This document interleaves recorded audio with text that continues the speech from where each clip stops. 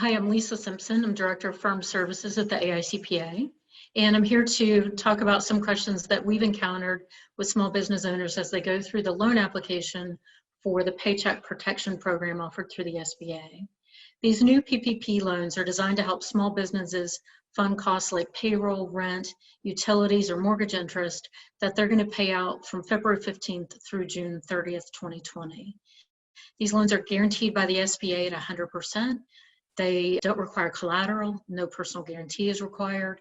So a lot of small businesses have found them to be something really interesting. The loans are available through the SBA and Treasury approved lenders. New lenders are coming online every day, including community banks and some fintech options like Intuit, Kabbage, PayPal, and Square. So there may be some new options. If you looked last week and couldn't find a lender, there may be some new options to consider now. Let's take a look at some of the key areas of the actual application form and review some of the considerations if you've been thinking about applying for this particular type of loan. We'll start with the actual application itself. The SBA has released a sample form, but banks are able to create their own. So the information that you see when you actually fill out an application may be a little different, but it's going to follow this same general outline probably. The first box when you get to the application it seems like a simple one. How is your operation operated? And when you get there, you're going to see that it's asking, are you a sole proprietor, or are you an independent contractor, self-employed, partnership, LLC, a nonprofit, or a tribal? So let's run through those quickly. A sole proprietor or an independent contractor or self-employed individual are going to report the earnings on their 1040, their personal tax return, on a Schedule C. On April 14th, we had new guidance come out from the Small Business Administration that gave a lot of clarification around how self-employed independent contractors can calculate their maximum loan amounts. So we'll have resources to help you on our website at aicpa.org/SBA, or you can also check with your CPA to get the advice pertaining exactly to you. It's also going to ask if you're operating as a partnership, a corporation, or an LLC. New guidance came out on April 14th as well that talks about partnerships and whether or not the partners themselves should be filing for an individual loan application as self-employed. The answer is no, and the self-employment incomes of partners would be filed in with the partnership itself. Nonprofits are also eligible for these types of loans if they're operating as a 501c3, that includes churches, and there are also certain tribal or veteran organizations that can apply. Then you'll be asked to provide the basic information like name, address, the tax ID number, and things like that. Then we get to the actual loan calculation amount, which starts with the average monthly payroll. There are several types of costs that can be included in the calculation. And it starts with gross wages of employees whose principal place of residence is in the U.S., and it's capped at $100,000 per employee. There are other things factored into payroll costs, including your group healthcare costs, like insurance premiums, and also retirement benefits are eligible as well. What period should you be using to calculate your average payroll? That can either be 2019 calendar data or 12 months prior to the loan date.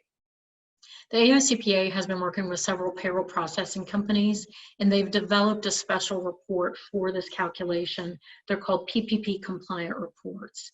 They can also provide a master payroll report if that option is what your bank asks for.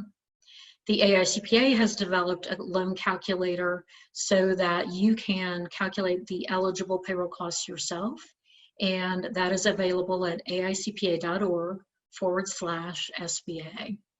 If your business is new or seasonal, your calculation period is going to be a little different, and you can find the information on how to calculate payroll costs at that same site. The loan is calculated as 2.5 times the average monthly payroll, plus any economic injury disaster loan proceeds that you've taken out, but it's capped at $10 million.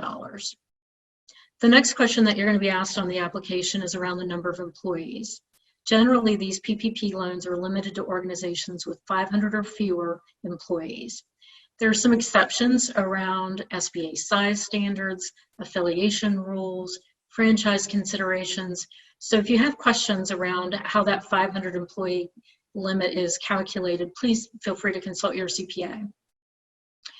It's also based on the average number of employees. So you can use either the same type period that you're using for your payroll calculation, or again, if you're new or a seasonal employer, check the guidance on those calculations. The next question you'll be asked is the purpose of the loan. And generally the loan is to be used for payroll, lease payments, mortgage interest, or utilities for that defined period of February 15 through June 30. In order to maximize the amount of loan forgiveness that your loan can be eligible for, 75% of the loan proceeds need to be used for payroll. The next question that you'll be asked is around ownership information for those individuals that have more than 20% equity in the organization. Next up on the application, you're going to find some questions that might make your organization ineligible. Generally, they'll ask you questions around loan defaults on SBA loans, criminal convictions, and things like that.